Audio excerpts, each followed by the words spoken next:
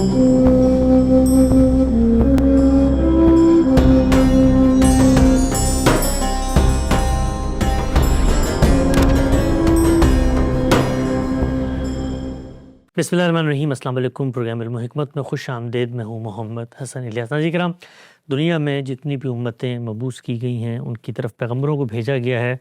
एक बड़ी ख़राबी जो किसी भी फ़लसफ़े को, इल्हाम को मानने वाले लोगों में पैदा हो जाती है कि जो कुछ अल्लाह ने उनके लिए रिचुअल्स मुकर्रर किए हैं वक्त गुज़रने के साथ साथ वो रिचुअल्स की हैसियत में जारी रहते हैं, लेकिन उनकी हकीकत नज़रों से फ़रामोश हो जाती है।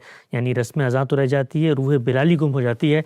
आज हमारी कोशिश होगी कि अभी ईद उल अज़हा गुज़री है, हम सब ने हज़ारों लाखों की तादाद में दुनिया भर में कुर्बानी की है। कुर्बानी एक रस्म बन चुकी है, हमारे यहाँ तो एक फ़ैशन बन चुकी है, हमने देखा है कि एक फेस्टिविटी बन चुकी है। लेकिन इसकी असल रूह क्या है, इसको कुरान मजीद से समझने की कोशिश करेंगे और फिर ख़ुद रिसालत महमद सल्लल्लाहु अलैहि वसल्लम ने अपनी हदीस के ज़ख़ीरे में इसको कैसे बयान किया, सब कुछ हमारे साथ आज ज़ेर बहस आएगा। हस्ब साबिक़ तशरीफ़ रखते हैं उस्ताद जनाब जावेद अहमद गामदी साहब। आगाज़ करते हैं। अस्सलाम वालेकुम गामदी साहब। वालेकुम अस्सलाम। आज बहुत शुक्रिया आपके वक्त का। कुरान मजीद की 2 आयात का मैंने इंतखाब किया है। उन दोनों आयात में गामदी साहब ने अपनी तफसीर अल बयान में कुछ मुख्तसर से तौज़ीही हवाशी निकात लिखे हैं, वो मैं बयान करूँगा और फिर हम आपसे समझेंगे। मेरे सामने सूरह हज की आयत नंबर 34 है। इरशाद फरमाया, हमने हर उम्मत के लिए कुर्बानी की इबादत मशरू की है ताकि अल्लाह ने जो मवाशी जानवर उनको बख्शे हैं उन पर वो अल्लाह का नाम लें और किसी और का ना लें। सो तुम्हारा माबूद एक ही माबूद है, तो अपने आप को उसी के हवाले करो और उसी के आगे झुके रहो और उन्हें खुशखबरी दो ए पैगम्बर जिनके दिल उसके आगे झुके हुए हैं। ये जो कहा गया कि कुर्बानी मशरू की गई है, इस पर गामदी साहब ने अपनी तफसीर में लिखा है कि इससे वाज़ेह है कि शराए इलाही में कुर्बानी एक कदीम तरीन इबादत है जो अल्लाह ताला ने ख़ास अपनी शुक्रगुजारी के लिए मशरू फरमाई। ये अगर गौर कीजिए तो परस्तिश का मुंतहा कमाल है। अपना और अपने जानवर का मुंह क़िबले की तरफ करके बिस्मिल्लाह अल्लाह अकबर कहकर हम अपने जानवरों को क़याम या सजदे की हालत में इस एहसास के साथ अपने परवरदिगार की नज़र कर देते हैं कि दरहकीकत हम अपने आप को उसकी नज़र कर रहे हैं। यही नज़र इस्लाम की हकीकत है, इसलिए कि इस्लाम के मानी ही ये हैं कि सर इताअत झुका दिया जाए और आदमी अपनी अज़ीज़ से अज़ीज़ मता हत्ता कि अपनी जान भी अल्लाह के हवाले कर दे। कुर्बानी इसी हकीकत का अलामती इज़हार है। इस लिहाज से देखिए तो ये दरअसल अपना ज़बिया है जो जानवर के ज़बिये की सूरत में मुमस्सल होता है। कुरान मजीद का एक दूसरा मकाम इसी सूरह हज के अंदर 73 नंबर आयत है, वहाँ पर इरशाद फरमाया है कि अल्लाह को ना इनका गोश्त पहुँचता है ना इनका खून, बल्कि उसको सिर्फ तुम्हारा तक़वा पहुँचता है। इसी तरह अल्लाह उनको तुम्हारे लिए मुसख्खर कर देता है ताकि अल्लाह ने जो हिदायत तुम्हें बख्शी है उस पर तुम अल्लाह की बड़ाई बयान करो। यही तरीका है उनका जो खूबी का रवैया रखते हैं और ए पैगम्बर उन लोगों को बशारत दो जो खूबी का रवैया अख्तियार करने वाले हैं। इसकी वजाहत में गाम साहब ने लिखा है कि ये कुरान ने उन तमाम तसव्वुरात की तरदीद कर दी है जो मुशरिकीन ने कुर्बानी की इबादत से मुतल्लक़ कायम कर रखे थे। कुर्बानी की हकीकत नज़र और उसका मकसद अल्लाह की शुक्रगुजारी है। हम अपनी जान का नजराना कुर्बानी के जानवर को उसकी अलामत बनाकर बारगाह खुदावंदी में पेश करते हैं, तो गोया इस्लाम और इसकी उस हिदायत पर अल्लाह का शुक्र अदा करते हैं जिसका इजहार सैयदना इब्राहीम अलैहिस्सलाम ने अपने अकलोद फ़र्जंद की कुर्बानी से किया था। इस मौके पर तकबीर और तहलील के अल्फाज इसी मकसद से अदा किए जाते हैं। कुरान ने इसी मकसद की तरफ इस जगह पर इशारा फरमाया है। हम सब कुरान मजीद के अंदर ये मुतअद्दिद मकामात पर ज़ेर बहस आता है। कुर्बानी का जो पूरा तसव्वुर है, एक रिचुअल है। मैं ज़रा बात को पीछे से शुरू करता हूँ। अगर आज के दौर में हम बाहर निकले हैं, मुसलमान माशरे में जाएँ, पाकिस्तान में चले जाएँ, आप किसी जगह पर लाखों की तादाद में लोग जानवर कुर्बान करते हैं। लोगों से अगर ये पूछा जाए कि भाई ये काम आप जो कर रहे हैं इसकी वजह क्या है, तो जिस तरीके से दुनिया भर में जितने बाकी मज़ाहिब हैं, पेगन रिलीजन्स हैं, कुछ तवाहुमात पर मबनी चीज़ें हैं, शंतु मज़हब है और हैं, तो जिस तरीके से बाज़ चीज़ें उनमें जारी होती हैं, फिंग शुई के तसव्वुरात हैं कि यहाँ से हवा आएगी, तो 90-100% मुसलमानों से आप पूछें तो ये कहते हैं भाई ये बस एक चीज़ है, कुर्बान हम कर रहे हैं। वो जो असल हकीकत है, मुझे सबसे पहले आप ये बताइए, क्या ये ज़रूरी है कि हर कुर्बानी करने वाले आदमी के पेश नज़र ये चीज़ हो जो आपने इसमें लिखी है कि ये मैं जानवर की छुरी नहीं फेर रहा, असल में मुझे अपने आप पर छुरी फेर के खुदा के रिश्ते में कुर्बान होना था, उसने मेरी जान को हुर्मत दी है, तो अब मैं ये नज़र के तौर पर उसके सामने पेश कर रहा हूँ। तो ये तो बिल्कुल ही मफकूद हो चुका है हमारे माशरे में। इसकी बड़ी वजह ये होती है कि ज़्यादा अरसा नहीं गुज़रता हम इस्लाम हो या कोई और मज़हब उसकी तालीम को शौरी सतह पर जारी नहीं रख पाते। یہ انسان کے ساتھ ایک بڑا المیہ ہے. یعنی پیغمبر آتے ہیں یا انسان عقلی طور پر کوئی نقطہ نظر اختیار کرتا ہے، اس میں پہلے مقدمات ترتیب پاتے ہیں. بات کہاں سے شروع ہوئی ہے، اس کی حقیقت کیا ہے، اس کے مقاصد کیا ہیں، اس کی غایت کیا ہے، اس کو اس کی فلسفیانہ سطح پر ایک ترتیب اور تعریف حاصل ہوتی ہے. پھر اس کے بعد اس کی صورت بنتی ہے. ٹھیک. اور صورت کے ساتھ پھر ظاہر ہے کہ بہت سی ایسی چیزیں وابستہ ہو جاتی ہیں جن کو آپ تہوار سے یا دوسری بعض چیزوں سے تعبیر بھی کر سکتے ہیں. یہ سب اس طرح سے ہوتا ہے، لیکن آخر میں صرف تہوار رہ جاتا ہے.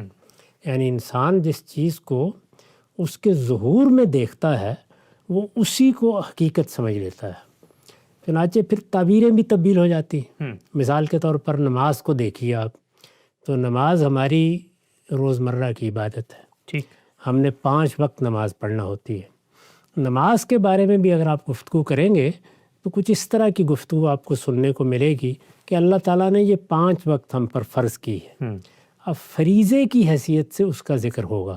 اس کے لیے جواب دہ ہونا ہے، اس کے لیے پوچھا جائے گا. اللہ تعالیٰ نے ہم کو پابند کر دیا ہے، یہ ہے کیا؟ اس سے ہم اپنی تعلیم کی ابتدا نہیں کرتے. تو اس وجہ سے میں نے تو پوری کوشش کی ہے اپنی کتاب میزان میں بھی، اور جب ان موضوعات پر گفتگو کی ہے کہ پہلے یہ سمجھایا جائے کہ عبادت ہے کیا. اور میں نے یہ عرض کرنے کی صحیح کی ہے کہ قرآن مجید نے اس کو نہایت خوبی کے ساتھ واضح کیا ہے.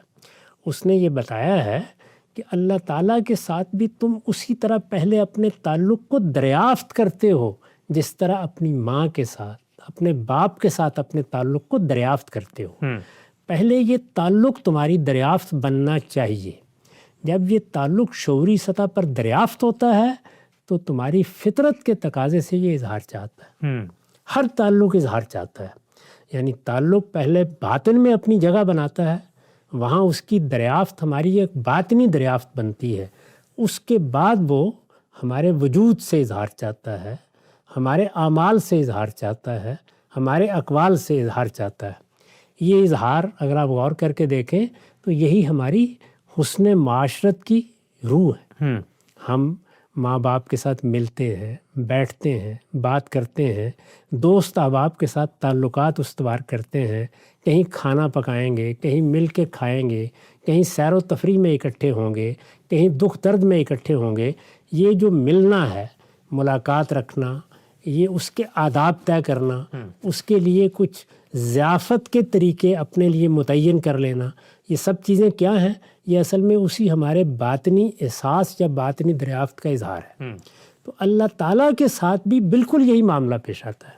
اس لیے اگر آپ غور کر کے دیکھیں تو عبادات کے باب میں بعض اوقات لوگ بالکل ایک مقابل کی صورتحال پیدا کر دیتے ہیں کہ فلاں صاحب تو اخلاقی لحاظ سے بہت اچھے ہیں، بس عبادات کی طرف ان کا رجحان نہیں ہے. دراحال کہ عبادات اللہ تعالیٰ کے ساتھ ہمارے تعلق کا اظہار ہے، یہ بھی اخلاقی اور اس لحاظ سے یہ بھی اخلاقی تقاضا ہے. یعنی جب میں نے ماں کے ساتھ ایک تعلق کو دریافت کر لیا تو اخلاقی تقاضا پیدا ہو گیا. باپ کے ساتھ ایک تعلق کو دریافت کیا تو ایک اخلاقی تقاضا پیدا ہوا. ایسے ہی جب میرے شعور نے میرے خالق کے ساتھ میرے تعلق کو دریافت کر لیا، وہ میرا بنانے والا ہے، مجھے اس نے وجود بخشا ہے، میں اس کے کرم اور اس کی عنایت سے بات کر رہا ہوں. یہ مجھے جو کچھ عطا ہوا ہے یہ اس کے انعامات ہیں، وہ منعم حقیقی ہے. مجھے زندگی دینے کا فیصلہ اس نے کیا ہے، مجھے حیات ابدی کی خبر اس نے دی ہے، مجھے یہ شعور اور احساس اس نے ودیعت فرمایا ہے. یہ چیز جب میرے باطن میں ایک میری دریافت کی حیثیت اختیار کر لیتی ہے تو یہ بھی اسی طرح اظہار چاہتی ہے جس طرح ماں کے ساتھ، باپ کے ساتھ، دوستوں کے ساتھ، قوم کے ساتھ، وطن کے ساتھ ہمارا تعلق اظہار چاہتا ہے. تو ہم جب کسی تعلق کا اظہار کرتے ہیں تو آپ غور کر کے دیکھیں ہم 2 ہی طریقے اختیار کرتے ہیں. یعنی یا ہم زبان سے اظہار کریں گے اور یا اعمال سے اظہار کریں گے. اور اعمال سے اظہار بالعموم علامتی ہوتا ہے. یعنی یہ جو ہم معانقہ کرتے ہیں، ہم مصافحہ کرتے ہیں، ہم کسی کی پیشانی چوم لیتے ہیں، ہم کسی کو اپنے ساتھ گلے لگا لیتے ہیں، یہ کیا ہے؟ یہ اصل میں علامتیں ہیں. ان کے ذریعے سے ہم اپنے جذبات کا اظہار کرتے ہیں. اب مثال کے طور پر قوم اور وطن کے ساتھ ہمارا ایک تعلق پیدا ہوتا ہے تو وہاں یہ جھنڈا ہے، یہ ترانہ ہے، اس طرح کی چیزیں ہیں. تو ہر قوم نے اپنے لیے کچھ علامتیں قرار دی ہوتی ہیں. علامت کو عربی زبان میں شعیرہ کہتے ہیں. ٹھیک. اس کی جمع ہے شاعر. تو یہ عبادات کیا ہیں؟ شاعر اللہ. یعنی اللہ تعالیٰ کے ساتھ ہم نے اپنے تعلق کا اظہار کرنا ہے، اس کے لیے اللہ تعالیٰ نے علامتیں خود مقرر کر دی. سمبلز بنا دی. سمبلز ہیں اس کی. تو یہ علامتیں مقرر کیوں کی گئی ہیں؟ اس لیے کہ اللہ تعالیٰ کے ساتھ ہم براہ راست جا کے گفتگو نہیں کر سکتے. ٹھیک ہے، تو ہماری گرفت میں نہیں ہے. ہمارے ادراک میں ذات باری نہیں آتی. یہاں ہم جس چیز کو دریافت کرتے ہیں وہ اصل میں ایک عقلی تعلق ہے. پھر ظاہر ہے کہ جب وہ دریافت ہو جاتا ہے تو وہ ہمارے جذبات کا بھی احاطہ کر لیتا ہے، جیسے ماں باپ کے ساتھ تعلق کرتا ہے. یہ چیزیں جب ایک جگہ جمع ہو جاتی ہیں تو اظہار کا تقاضا کرتی ہیں. اظہار بے محابہ ہو سکتا ہے، معلوم نہیں کدھر ہو جائے گا، اس میں کیا فضولیات داخل ہو جائیں گی. دنیا کی تاریخ بتاتی ہے کہ جب انسان نے اپنے رب کے ساتھ یا اللہ تعالیٰ کے ساتھ یا اپنی طرف سے اگر انہوں نے کوئی ایشور کوئی بھگوان بنایا ہے تو اس کے ساتھ اپنے تعلق کا اظہار کرنا چاہا ہے تو اس کے شاعر مقرر کرتے وقت بہت حدود سے تجاوز ہو گیا. یعنی اس میں بعض ایسی چیزیں داخل ہو گئی ہیں جو انسانیت کے شرف کے خلاف ہیں. ایسی چیزیں داخل ہو گئی ہیں کہ جو خود ذات باری کے بارے میں بھی کوئی صحیح تصور پیدا نہیں کرتی. تو اللہ تعالیٰ نے اسی چیز کو ملحوظ رکھتے ہوئے پیغمبروں کے ذریعے سے یہ شاعر خود مقرر کر دی. اور دیکھیے اس کے لیے جگہ جگہ تعبیر کیا اختیار کی، من یعظم شاعر اللہ، یعنی جو اللہ تعالیٰ کے شاعر کی تعظیم کرتا ہے. گویا اب یہ شاعر یا یہ علامتیں اللہ کی مقرر کردہ ہیں تو ہمارے دل میں ان کی عظمت بھی وہی ہونی چاہیے جو ذات باری کی عظمت ہے. یہ ہمارے پروردگار کی مقرر کرتا ہے. ہر چیز کو دیکھیے یہی کیا گیا. یعنی نماز میں کیا ہے؟ نماز میں یہ سجدہ، یہ رکوع، یہ قیام، یہ قعدہ، یہ دو زانو بیٹھ کر عرض نیاز کرنا، یہ کیا ہے؟ ذات باری کی بارگاہ میں حاضری کے احساس کو ہم نے ممثل کر لیا. یعنی گویا سامنے کوئی نہیں ہے لیکن ہم نے ایسی علامتیں مقرر کر لی ہیں جیسے ہمارا پروردگار ہمارے سامنے موجود ہے اور ہم اس کے سامنے دست بستہ کھڑے ہو گئے ہیں. اس کے سامنے ہم رکوع میں جھک گئے ہیں، اس کے سامنے ہم نے اپنی پیشانی زمین پر رکھ دی ہے، اس کے سامنے ہم دو زانو بیٹھ کر اس سے دعائیں کر رہے ہیں. تو یہ سارا علامتی اظہار ہے کہ ہم اس کی بارگاہ میں کھڑے ہیں. تو جب کسی کی بارگاہ میں کھڑے ہونے کے لیے آپ علامتیں مقرر کرتے ہیں تو وہ علامتیں پرستش کی علامتیں بن جاتی ہیں. تو نماز کیا ہے؟ پرستش کی اس کی علامتیں. روزہ اطاعت ہے. یعنی ذات باری کے ساتھ ہمارے تعلق کی جو دوسری جہت ہے وہ یہ ہے کہ وہ حکم دے گا، ہمارا مالک ہے، خالق ہے، اس کا حق ہے کہ وہ حکم دے، وہ عزیز و حکیم ہے، وہ حکم دے گا، ہم اس کی پیروی کریں گے.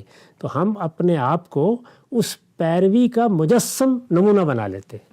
گویا پیروی کی تجسیم ہو جاتی ہے جب ہم روزہ رکھتے ہیں. وہ بھی ایک عمل ہے جو ہم کرتے ہیں اور وہ عمل کیا؟ علامتی عمل ہے. یعنی ہم نے کھانے پینے پہ پابندی لگا لی، جنسی تعلق کو پورا کرنے پہ پابندی لگا لی. یہ پابندی نے کیا کیا؟ انہوں نے ایک ایسے عمل کو وجود بخش دیا جو اب اللہ تعالیٰ کا شعیرہ بن گیا ہے. گویا وہ عمل بتا رہا ہے کہ یہ خدا کے بندے خدا کے سامنے عاجزی کے ساتھ اس کے حکم کی پیروی کرنے کے لیے دست بستہ کھڑے ہو گئے. تو یہ صورتحال پیدا ہوئی. تو اسی طرح کی ایک چیز یعنی اللہ تعالیٰ کے ساتھ ہمارے تعلق کی ایک جہت وہ نظر ہے. یعنی میں اپنے پورے وجود کو اپنے پروردگار کی نظر کرنے کے لیے تیار ہوں.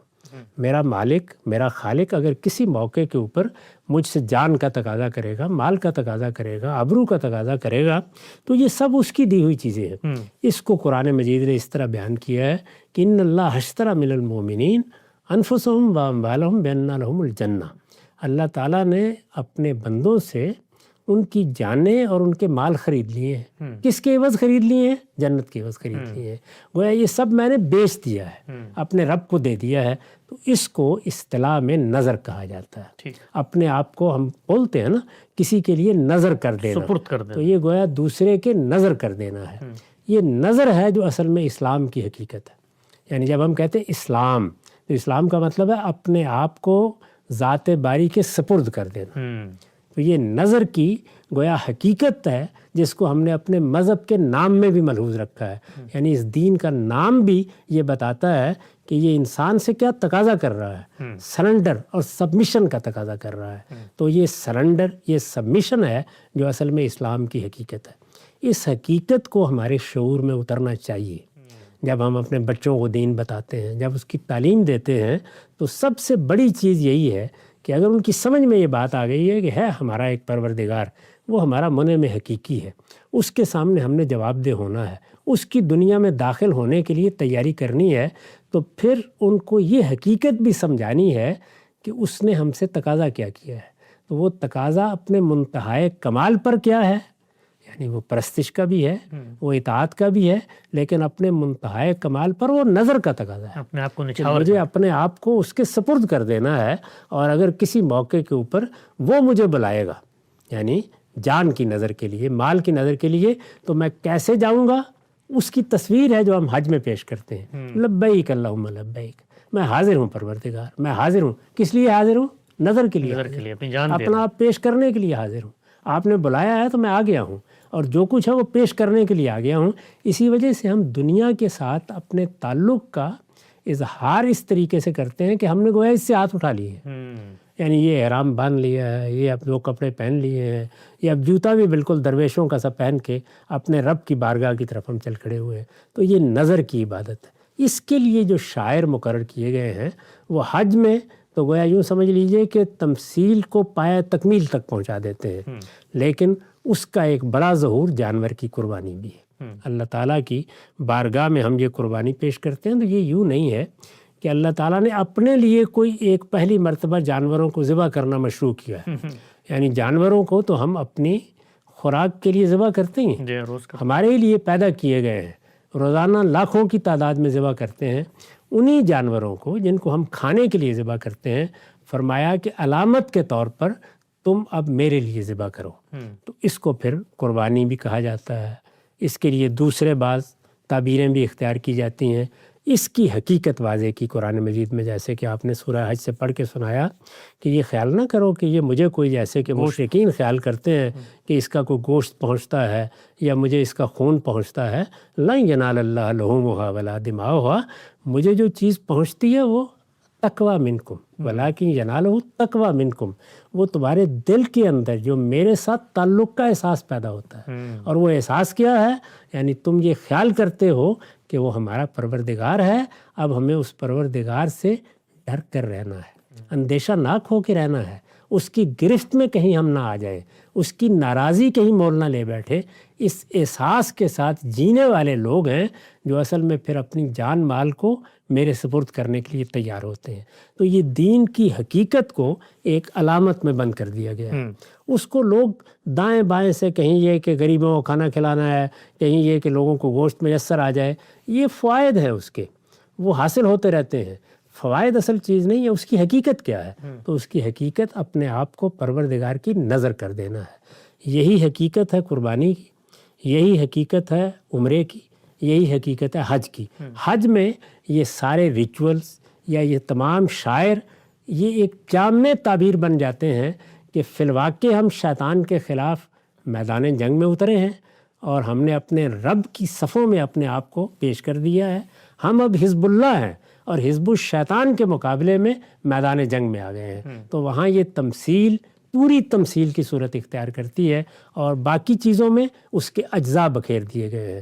یہی چیز تکبیرات میں نمایاں ہوتی ہے۔ تو دونوں چیزوں کو میں نے واضح کیا ہے کہ ایک یہ کہ ہر چیز کی حقیقت سمجھی جائے، اس کی حقیقت کیا ہے؟ وہ نظر ہے۔ اس کا مقصد کیا ہے؟ یعنی کیوں میں اپنے آپ کو، تاکہ میں اس بات کا اظہار کروں کہ میرے پروردگار نے ہی سب کچھ مجھے دیا ہے، یہ جان مال اسی کا دیا ہوا ہے، میں اس کی شکر گزاری کے جذبے سے سرشار ہو کر، یعنی کسی مصیبت میں پڑھ کر نہیں، تون و کرن نہیں، اپنی خوشی کے ساتھ پیش کرنے کے لیے حاضر ہو گیا ہوں۔ تو یہ میری طرف سے گویا شکر گزاری کا اظہار ہے، اور یہ شکر گزاری کا اظہار پھر میں اس کی بڑائی کو بیان کر کے کرتا ہوں۔ اسی لیے تکبیرات تشریق کہی جاتی ہیں، اور اس میں گلیوں میں بھی تکبیرات بلند ہوتی ہیں، اس میں عیدگاہ میں بھی تکبیرات بلند ہوتی ہیں، اس میں نماز میں بھی تقریبات بلند ہوتی ہیں، تاکہ ہم اس بات کی شہادت دیں کہ وہ پروردگار ہی سب سے بڑا ہے، ہم اس کے عاجز بندے ہیں، ہم نے اپنے آپ کو اس کو پیش کر دیا۔ سبحان اللہ صاحب، بہت ہی خوبصورتی سے جو قربانی کا اصل فلسفہ ہے، اس کے پیچھے جو حکمت ہے، اس کے پیچھے جو عقلیت اور ریزننگ کا فرما ہے جو اس کو قرآن مجید بیان کرتا ہے، اس کو ہم سب نے بڑی تفصیل سے ہمیں سمجھانے کی کوشش کی۔ اچھا ہم سب مثال کے طور پر یہ جو کچھ آپ نے بتایا یہ ہٹا دیا جائے، اور ہم یہ دیکھتے ہیں کہ آج کے دور میں بہت حد تک ہٹ چکا ہے. حج جیسی جس کی آپ نے مثال دی کہ وہ تو ایک پینیکل ہے، ایک پوری تمثیل، ایک مشق اللہ تعالیٰ نے شیطان کے خلاف جنگ کی عملی طور پہ کر دی ہے. 2 کپڑے لپیٹ کے مجاہدین کی طرح ہم جاتے ہیں، پڑاؤ ڈالتے ہیں، شیطان سے نفرت کا اظہار کرتے ہیں، سب کچھ ہوتا ہے. لیکن اب جو صورتحال ہے سب کے علم میں ہے کہ وہاں پر VIP حج ہو رہے ہیں، بوفے لگے ہوئے ہیں اور خدام، ہڈو بچوں کا شور اور ریل پیل. اور پھر یہ قربانی ہمارے ہاں جس طریقے سے لوگ نمود و نمائش کرتے ہیں پیسے کی، بڑے عمراء اپنے گھروں کے باہر ایک تماشا گاہ بنی ہوئی ہوتی ہے. یہ اگر سامنے صورتحال اس پس منظر میں آ رہی ہے تو پھر تو وہ جو دوسرے لوگ کہتے ہیں کہ بھئی یہ تم اتنا پیسہ ضائع کر رہے ہو، اس سے کسی غریب کی شادی کرا دو، کسی کو کھلا دو، تو پھر اگر حقیقت ختم ہو گئی تو پھر تو زیادہ بہتر ہے کوئی اور نیکی کا کام کر لے آدمی. ایسا ہی ہوتا ہے. یعنی یہ جو دین کا تعارف ہے اس میں سب سے بڑی رکاوٹ کیا چیز بنتی ہے؟ ایک ہے دین اپنی اصل میں کیا ہے، اس کی دعوت کیا ہے، اس کا فلسفہ کیا ہے، اس کی حکمت کیا ہے، اس نے اگر کوئی شاعر مقرر کیے ہیں تو ان کے پیچھے کیا حقیقت ہے. اور ایک چیز یہ ہے کہ اس دین کو ماننے والے اب کروڑوں کی تعداد میں ہو گئے، 2-4 تو ہیں نہیں. جب تک لوگ بہت کم تعداد میں ہوتے ہیں تو یہ ممکن ہوتا ہے کہ ان کو شعور کی سطح پر دین سے یا کسی فلسفے سے وابستہ رکھا جا سکے. جب اتنے کروڑوں کی آبادی اور پھر وہ پیدا ہو رہے ہیں، یعنی ایسا نہیں ہے کہ وہ مسلمان ہوتے ہیں، وہ شعور کی عمر کو پہنچتے ہیں تو اس کے بعد وہ اسلام کو شعوری طور پر قبول کرتے ہیں. نہیں، والدین سے ان کو ایک روایت ملتی ہے، میراث میں جو حقائق ان تک پہنچتے ہیں وہ جیسے پہنچتے ہیں اسی طریقے سے آگے وہ ان کو شروع کر دیتے ہیں. تو جب یہ صورتحال پیدا ہو جاتی ہے تو اس میں پھر یہ سارے مغالطے بھی پیدا ہوتے ہیں اور دیکھنے والا اس سے وہ غلط تاثر بھی لیتا ہے. اور بعض اوقات بعض چیزیں بالکل مزے کا خیز بھی محسوس ہوتی ہیں. یعنی جب وہ اپنی حقیقت سے ہٹ جاتی ہیں تو پھر ظاہر ہے کہ ان کے اندر وہ عذوقہ بھی پیدا ہو جاتا ہے. اس میں پھر اللہ تعالیٰ کی وہی آزمائش اور وہی امتحان ہے. یعنی اس نے انسانوں کو اسی امتحان میں ڈالا ہے کہ ہر آدمی اصل حقیقت تک پہنچنے کی جدوجہد کرے. یعنی اگر لوگوں نے، کسی مذہب کے ماننے والوں نے اپنے رویے سے، اپنے طرز عمل سے کوئی رکاوٹ پیدا کر دی ہے تو وہ رکاوٹ بھی میرے راستے میں حائل نہ ہو. ہر انسان کو اس شعوری عمل سے گزرنا ہے. تو یہ شعوری عمل سے گزرنا ہی ہے جو اصل میں علم کا امتحان ہے. ہم بعض اوقات عمل کے امتحان کے معاملے میں تو متنبع ہوتے ہیں، علم کے امتحان کے معاملے میں متنبع نہیں رہتے. تو اللہ تعالیٰ نے انسان کو ان دونوں امتحانوں میں ڈالا ہے. یہ بات کہ کیا وہ اپنے علم کو درست رکھتا ہے، علم کو پاکیزہ رکھتا ہے، علم کو آلائشوں سے آلودہ نہیں ہونے دیتا، یہ بھی امتحان ہے. اور پھر جب علم حاصل ہو گیا تو کیا اس نے اپنے عمل کو پاکیزہ بنایا ہے، وہ بھی امتحان ہے. تو اس وجہ سے وہ لوگ جو مثال کے طور پر ہمارے ہاں الحاد کے علمبردار ہو جاتے ہیں یا آزاد روی کو اپنا نقطہ نظر بنا لیتے ہیں، وہ مذہب پر حملہ آور ہوتے ہیں یا مذہب کو قابل استہزاء چیز سمجھتے ہیں، ان کو بھی ہمیں محبت کے ساتھ یہ دعوت دینی چاہیے کہ وہ لوگوں سے اوپر اٹھ کر چیزوں کو دیکھنا سیکھیں، یعنی یہ جانیں. اور یہ بات اس صورت میں تو واقعتاً ایک بڑی آزمائش بن جاتی اگر لوگوں سے اوپر اٹھ کر دیکھنے کے ذرائع ختم ہو جاتے. جی، ہمارے دین میں اللہ تعالیٰ نے جو سب سے بڑا کرم فرمایا ہے وہ یہ ہے کہ اس کی دونوں چیزیں ہر طرح کی آلودگی سے بالکل محفوظ ہیں، ہر طرح کی آمیزش سے بالکل پاک ہیں. ایک قرآن مجید، یعنی قرآن مجید کا لفظ باری تعالیٰ کا لفظ ہے، وہ اسی طریقے سے ہمارے پاس موجود ہے. اتنی بڑی نعمت ہے یہ کہ اگر انسان تھوڑی دیر کے لیے غور کرے، صرف اس سوال ہی پر غور کرے کہ ایک ایسی کتاب بھی دنیا میں موجود ہے جس کے بارے میں یہ کہا جا رہا ہے کہ یہ خدا کی کتاب ہے، یہ خدا کی اپنی زبان میں ہے، یہ کلام اللہ ہے، یہ اسی طریقے سے جیسے پیغمبر نے پیش کی ہے مجھ تک پہنچ گئی ہے. اندازہ کریں کتنی بڑی چیز. اور ایک ایسی زبان میں ہے جو کوئی مردہ زبان نہیں ہے، زندہ زبان ہے. یعنی وہ آج بھی اسی طرح متواتر بولی جا رہی ہے، لکھی جا رہی ہے، اس کے اندر اعلیٰ ادب تخلیق ہو رہا ہے، وہ اپنے اسی معیار کو اسی طرح قائم رکھے ہوئے ہے. تو ایک زندہ زبان میں لکھی ہوئی کتاب جو میرے پروردگار کی کتاب ہے وہ میرے پاس موجود ہے. اچھا، پھر کتاب اپنی حیثیت بتاتی ہے کہ میں تو اسی لیے نازل کی گئی تاکہ تمہیں دین کے معاملے میں کوئی غلط فہمی نہ ہو جائے، تمہیں لوگوں کا کوئی عمل خرابی میں مبتلا نہ کر دے، لوگوں کی تعبیرات تمہارے لیے حجاب نہ بن جائے. ان تمام حجابات کو اٹھانے کے لیے اللہ نے مجھے نازل کیا ہے. تو یہ اعلان کیا گیا کہ میں میزان ہوں، فرقان ہوں، میں حق و باطل میں فرق کرنے کے لیے نازل کی گئی ہوں. قرآن مجید نے جگہ جگہ اپنا تعارف یہ کہہ کے کرایا. اس کے ساتھ جو سنت جاری کی گئی، یعنی جس میں اللہ تعالیٰ کے حکم اور اس کے امتثال امر میں دین ابراہیمی کی روایت کو ہم نے اختیار کیا، اس کے مطابق ہم نماز پڑھتے ہیں، اس کے مطابق روزہ رکھتے ہیں، اس کے مطابق قربانی کرتے ہیں، حج کرتے ہیں، اعتکاف میں بیٹھتے ہیں، اسی طرح بعض دوسری چیزیں ہیں جن کو ہم نے اختیار کیا ہوا ہے۔ تو یہ سب کچھ جو ہمارے دین کی تعلیمات ہیں یہ بالکل محفوظ موجود ہیں۔ آدمیوں سے پتہ پڑے، اگر آدمی اصل حقیقت کو دریافت کرنا چاہے تو یہ چند گھنٹوں کی چیز ہے جس میں آدمی اصل بات تک پہنچ جاتا ہے۔ یہ اتنی بڑی نعمت ہے۔ اس کے بعد زیادہ سے زیادہ چند تعبیرات کے اختلافات رہ جائیں گے جن کو سمجھنے میں انسان کو کچھ وقت دینا پڑتا ہے۔ اتنی بڑی نعمت، اس میں جب میں یہ دیکھتا ہوں کہ بعض بہت ذہین لوگ بھی لوگوں کو دیکھ کر رائے قائم کرتے ہیں تو سچی بات یہ ہے کہ بہت افسوس ہوتا ہے۔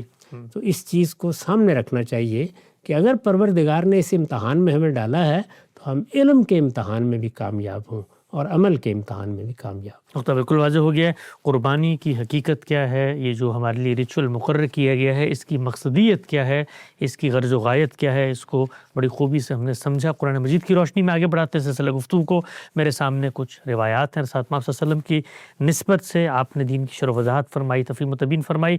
ام المومنین سیدہ عائشہ رضی اللہ تعالیٰ عنہ کہتی ہیں کہ رسول اللہ صلی اللہ علیہ وسلم نے فرمایا، قربانی کے دن اللہ کے نزدیک آدمی کا سب سے محبوب عمل خون بہانا ہے۔ قیامت کے دن قربانی کے جانور اپنے سینگوں، بالوں اور کھروں کے ساتھ آئیں گے۔ قربانی کا خون زمین پر گرنے سے پہلے قبولیت کا درجہ حاصل کر لیتا ہے، اس لیے خوش دلی کے ساتھ قربانی کیا کرو۔ سنن ترمذی کی یہ روایت ہے، 1493 نمبر۔ یہ جو ہم سے بات فرمائی ہے کہ جو کچھ ہم کر رہے ہیں اس وقت تو وہ جانور ظاہری بات ہے ذبح کرتے ہیں، اس کے بعد کھا پکا کے ختم ہو جاتا ہے، لیکن جو رسول اللہ صلی اللہ علیہ وسلم بتا رہے ہیں کہ نہیں، قیامت میں یہ پھر گواہی دے گا جانور کہ میں اللہ کے لیے قربان ہوا تھا۔ اس لیے کہ سب سے بڑی عبادت کی آپ نے، سب سے بڑی عبادت، نظر کی عبادت۔ تو یہ جانور تو گویا مجسم ہو گیا ہمارے لیے۔ اس کے نتیجے میں ہم جب قیامت میں اٹھیں گے تو وہاں سب سے بڑی خواہش کیا ہوگی؟ وہ یہ کامیاب ہو جائے، باری تعالیٰ ہماری قربانیوں کو قبول فرما لے۔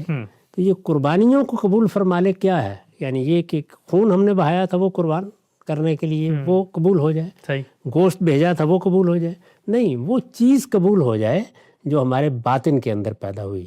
وہ کیا تھا؟ شکر گزاری کا احساس۔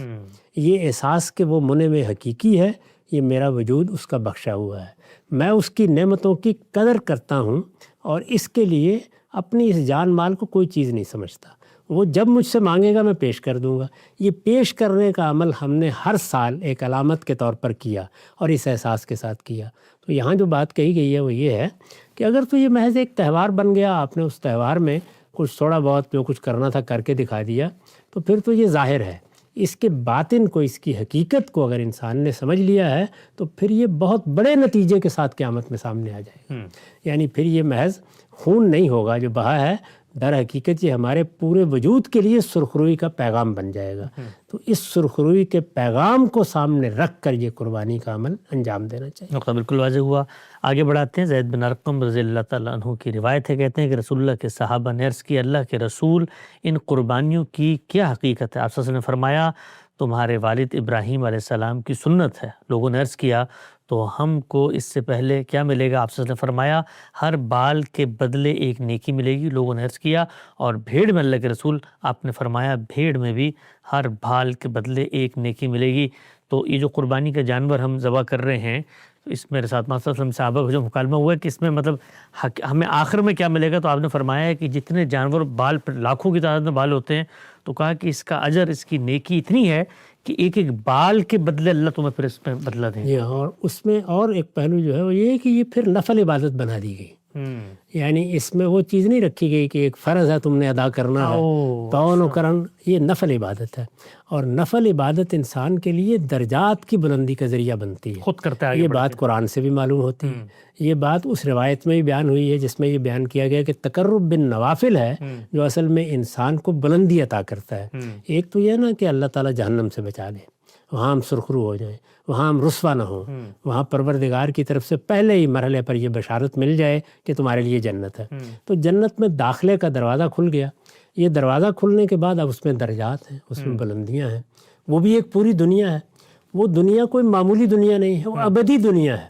اب یہاں مثال کے طور پر دیکھیے نا کہ اگر ایک آدمی اس روایت کو سنے اور اس میں یہ الفاظ دیکھے کہ بال کے برابر، تو بال لاکھوں کی تعداد میں ہے، تو بظاہر لاکھوں کی تعداد میں اس کو تھوڑی سی مزے کا خیز سی بات لگتی ہے کہ اتنی نیکیاں، لیکن اگر آپ جنت کے حوالے سے دیکھیں ابدی زندگی جس کے دن کبھی ختم ہی نہیں ہونا، اچھا صحیح، جس میں نیکیوں نے ہر 2 دن کے بعد ہمارے لیے نئی دنیا پیدا کر دینی ہے، ہر دوسرے دن ہمارے لیے ایک نئی دنیا، ہر دوسرے دن ایک نئی دنیا، تو جس کی تصویر قرآن نے یہ کھینچی ہے کہ جب تمہارے سامنے کوئی چیز آئے گی تو تم یہ کہو گے اچھا یہ تو پہلے ہی کی طرح ہے، لیکن وہ حقیقت میں نہیں ہوگی۔ تو جہاں ہر ملنے والی چیز نئی ہوتی چلی جائے گی، اپنے ذائقے میں نئی، اپنی تصویر میں نئی، اپنی صفات میں نئی، اپنے نتائج میں نئی، اپنی غایت میں نئی، تو وہاں تو یہ کچھ چیز ہی نہیں جو ہم نیکیاں پیش کریں گے۔ تو اللہ تعالیٰ کی وہ بے پناہ رحمت ہے جس کا ایک تصور اس میں رسالت مآب نے دلایا ہے۔ انسان کا معاملہ یہ ہے کہ وہ ہر لحاظ سے اس صلے کے ساتھ اپنے آپ کو متعلق محسوس کرتا ہے، تو اس میں پھر اس طرح کی تعبیرات کے ذریعے سے اس کو یہ سمجھایا جاتا ہے کہ دیکھو کتنی بڑی چیز ہے۔ اور اس میں خاص طور پر اس روایت میں آپ دیکھیے ذکر کیا گیا ہے سیدنا ابراہیم علیہ السلام کا، یعنی سیدنا ابراہیم علیہ السلام سے مانگا کیا گیا تھا؟ اللہ تعالیٰ نے جب ان کے ذریعے سے اپنے گھر کی دوبارہ تعمیر کی، مسجد حرام کی مسجد بنائی گئی، وہ مسجد جو ہمارے لیے اب حج کا مرکز ہے، جس کو مسلمانوں کی نمازوں کا قبلہ قرار دیا گیا ہے، وہ مسجد ان کی تعمیر کردہ ہے۔ جب وہ تعمیر ہو گئی تو ان سے تقاضا کیا گیا کہ اب اس کی تولیت کے لیے، اس کے معاملات کو دیکھنے کے لیے، اس کی نگہداشت کے لیے تمہارے بیٹے کی قربانی طلب کی جا رہی ہے، یعنی یہ بیٹا اب اس کے لیے وقف کر دو۔ تو یہ گویا کیا تھا؟ ابراہیم کے وجود سے اس کے وجود کا ایک حصہ مانگ لیا گیا، یعنی جس طرح کے اولاد لخت جگر ہوتی ہے تو یہ مانگ لیا گیا کہ اس کو میرے لیے وقف کر دو۔ اس کو اس طریقے سے پیش کیا گیا کہ ابراہیم علیہ السلام کے سامنے ایک دو راہ آ گیا، وہ تعبیر کریں اس خواب کی یا جو کچھ اس میں کہا ہے بیان اس پر عمل کریں۔ تو انہوں نے نہایت غیر معمولی فیصلہ کیا اور بالکل درست فیصلہ کیا، اسلام کی روح کو سامنے رکھ کے فیصلہ کیا کہ میں اس خواب پر بیان ہی عمل کروں گا۔ اس کا فائدہ کیا ہوگا؟ اگر میرے پروردگار نے یہی چاہا ہے تو پورا ہو گیا، اور اگر اس سے کوئی کمتر چیز ہے تو وہ بتا دے گا۔ خود ہی تو اس طریقے سے وہ آخری درجے میں کامیاب ہوئے۔ اب وہ کامیابی ان کی جو ہے وہ گویا علامت بن گئی کہ جس کے بعد پھر یہ قربانی کی جو عبادت ہے یہ اتنے بڑے پیمانے پر جاری کر دی ہے کہ لوگ جہاں جہاں ہیں، دنیا کے جس خطے میں ہیں، وہاں پر وہ اسی طریقے سے قربانیاں کریں۔ اس سے پہلے بھی قربانی کی عبادت تھی، لیکن وہ عام طور پر معبد میں جا کے کی جاتی تھی، جیسے کہ بنی اسرائیل کے ہاں بھی ہے۔ تو اس قربانی کی عبادت کو دنیا میں پھیلا دیا گیا۔ اس کو قرآن مجید نے اس طرح بیان کیا ہے، وَفَدَيْنَاهُ بِذَبْحٍ عَظِيمٍ، یعنی ہم نے پھر ایک عظیم قربانی کی صورت میں اس کی یہ صورت متعین کر۔ نقطہ واضح ہوا۔ ایک اور روایت ہے میرے سامنے، ابن ماجہ کی روایت ہے، ابو ہریرہ رضی اللہ تعالیٰ عنہ کہتے ہیں کہ رسول اللہ صلی اللہ علیہ وسلم نے فرمایا جس شخص کو قربانی کی وسعت ہو اور وہ قربانی نہ کرے تو وہ ہماری عیدگاہ کے قریب نہ پھٹکے۔ یہ ہم سب کچھ روایت لوگوں نے عام طور پہ اس کو مس انڈرسٹینڈ بھی کیا ہے اور اس سے کوئی فرضیت اور وجوبیت کی بھی چیزیں نکالی ہیں اور پھر نصابات بھی مقرر کی ہیں۔ اصل مراد کیا ہے اس روایت سے؟ فرضیت کو نہیں، اہمیت کو بیان کر رہی ہے۔ یعنی اس عبادت کی اہمیت ایک مسلمان کے دل میں کیا ہونی چاہیے۔ ایک شخص کے ہاں وسعت بھی ہے، وہ قربانی کر بھی سکتا ہے، کوئی معنی بھی نہیں ہے، کوئی اس طرح کی رکاوٹ بھی نہیں جیسے رکاوٹیں آج کے زمانے میں بعض جگہ پر پیدا بھی ہو جاتی ہیں، اس کے بعد بھی اس کو پرواہ نہیں ہے۔ یہ بالکل وہی اسلوب ہے جو حج میں اختیار کیا ہے کہ اگر کسی آدمی کو یہ آواز سننے کے بعد کہ میرے پروردگار نے بلایا ہے، زندگی میں ایک بار مجھے لبیک لبیک کہتے ہوئے وہاں حاضر ہونا ہے، اس نے اس کی پرواہ نہیں کی ہے تو واللہ غنی عن العالمین، وہی بات ہے جو یہودی ہو کے مرا ہے وہ۔ تو یہ در حقیقت بڑی عبادت ہے۔ تو ایک چیز یہ ہے کہ آپ اسے فرض قرار دے دیں، نہیں ایسا نہیں کیا گیا، پھر تو لوگوں کو کرنا ہی پڑتی۔ یعنی اگر وہ مسلمان ہے تو جیسے نماز پڑھنا ہے اسی طرح سے وہ پڑھتے، اور اگر ایسا نہ ہوتا تو ظاہر اپنے آپ کو مجرم بھی سمجھتے۔ یہ تقرب بالنوافل کی چیز ہے، یعنی اس میں اللہ کا قرب حاصل کیا جاتا ہے ایک نفل عبادت سے، لیکن اس کی اہمیت کسی انسان کے کم ہو جائے، لوگ اس سے بے پرواہ ہو جائیں، یہ چیز ہے جس کو یہاں نمایاں کیا۔ آخری بات خان صاحب کی خدمت میں رکھتا ہوں، برا بن عازب رضی اللہ عنہ سے روایت ہے کہ نبی کریم صلی اللہ علیہ وسلم نے خطبہ دیتے ہوئے فرمایا کہ آج عید الاضحیٰ کے دن سب سے پہلا کام جو ہم کریں گے وہ یہ ہے کہ ہم نماز عید پڑھیں گے۔ پھر واپس آ کے قربانی کریں گے. جس نے یہ کر لیا اس نے ہمارا طریقہ پا لیا, اور جس نے نماز سے پہلے ذبح کیا سو وہ گوشت تھا جسے اس نے اپنے گھر والوں کے لیے جلدی تیار کر لیا, اس کا قربانی سے کوئی تعلق نہیں ہے. روایت ہے, اسی روایت کے پس منظر میں ہم سب یہ پچھلے کچھ عرصے میں ایک سوال بھی پیدا ہوا کہ امریکہ میں رہنے والے, برطانیہ میں رہنے والے, باقی ممالک میں رہنے والے لوگ اپنے آبائی وطنوں کے اندر قربانی کرتے ہیں, تو ہوتا یہ ہے کہ وہاں پر تو عید کی نماز ہو گئی تو اب ظاہری بات ہے رشتہ داروں کو پیسے دیے وہ قربانی کریں گے, لیکن یہاں پر ابھی نماز نہیں ہوئی, تو کیا اس روایت کی روح سے جو فرمایا ہے پہلے عید کی نماز پڑھو پھر قربانی کرو, تو کیا ان کی وہ قربانی پاکستان وغیرہ میں ہو جائے گی؟ یقیناً اس کی وجہ یہ ہے کہ اللہ تعالیٰ کے دین کے احکام جہاں آپ موجود ہوتے ہیں وہاں کے لحاظ سے ہی ہوں گے. ٹھیک. آج کل کے زمانے میں تو یہ آسان ہو گیا ہے کہ اب آپ چاہیں تو پوری دنیا میں سب کچھ ایک ہی دن کر سکتے ہیں, لیکن یہ تو آج کل ہوا ہے. ٹھیک. یعنی اب ہمارے پاس وہ آلات ہیں, وہ ذرائع پیدا ہو گئے ہیں جس سے دنیا بھر میں اطلاع پہنچائی جا سکتی ہے. اس سے پہلے تو ایسا نہیں تھا. تو اپنی اپنی جگہ پر لوگ جو اللہ تعالیٰ نے آثار پیدا کیے ہیں ان کو سامنے رکھ کر اس کا تعین کرتے تھے. چاند دیکھنا ہے اس کے لحاظ سے مہینے کی تعین کرنی ہے, اس کے سوا کوئی اور راستہ ہی نہیں تھا. اگر چاند نظر نہیں آیا تو 30 دن پورے کرنے ہیں. اور اس طریقے سے گویا جو علم کے ذرائع تھے ان کو پیش نظر رکھ کے بعد وہ کہا 3-3, 4-4 میل کے فاصلے پر لوگوں کی رائے مختلف ہو جاتی ہے. تو یہ چیز جو تھی ایک زمانے تک اسی طریقے سے رہی, اب وہ صورتحال نہیں رہی ہے. اب یہ چیزیں اکٹھی ہو سکتی ہیں, تاہم اب بھی اگر مسلمانوں نے اپنا نظم اس طرح کا رکھا ہوا ہے تو جو معاملہ جہاں ہوگا وہاں کے لحاظ سے ہو جائے گا. تو لیکن میں نے تو ابھی یہاں نماز نہیں پڑھی اور میری قربانی میری نماز پڑھنے سے پہلے پاکستان میں کیسے ہو وہ تو آپ کا وکیل کر رہا ہے. اچھا, وکیل. اس کا کام ہے کہ وہ نماز پڑھے, اس کا کام ہے کہ وہ نماز کے بعد جو صحیح وقت ہے اس میں قربانی کرے, نماز کے صحیح آداب کو ملحوظ رکھے, قربانی کے بھی صحیح آداب کو ملحوظ رکھے. اب اصل میں وہ آپ کے قائم مقام کے طور پر یہ کام انجام دے رہا ہے. ٹھیک, نقطہ بالکل واضح ہو گیا. گویا ایسا کرنا بالکل جائز ہے. وقت ہمارا یہاں پہ ختم ہوتا ہے. آج کے پروگرام میں ہم نے کوشش کی کہ قربانی کی اصل روح, اس عبادت کی اصل مقصدیت اور اس مشروع عمل کے پیچھے جو کار فرما حکمت ہے, علت ہے, غرض و غایت ہے, سبب ہے, اس سب کو ہم جانیں. اللہ تعالیٰ ہم سے چاہتا کیا ہے, اور یہ بہت ضروری ہے. اس وقت مسلمان کروڑوں کی تعداد میں سرمایہ بھی خرچ کرتے ہیں اور اللہ کے اس اذن پر لبیک بھی کہتے ہیں, لیکن حقیقت سے غافل ہیں. بہت ضرورت ہے کہ ہم سب اگلے سال جب ہمیں موقع آئے تو ان چیزوں کو پیش نظر رکھ کے اس عظیم عبادت کو سر انجام دے. وقت میں ختم ہوتا ہے, دوبارہ حاضر خدمت ہوں گے. اب تک آپ کو بہت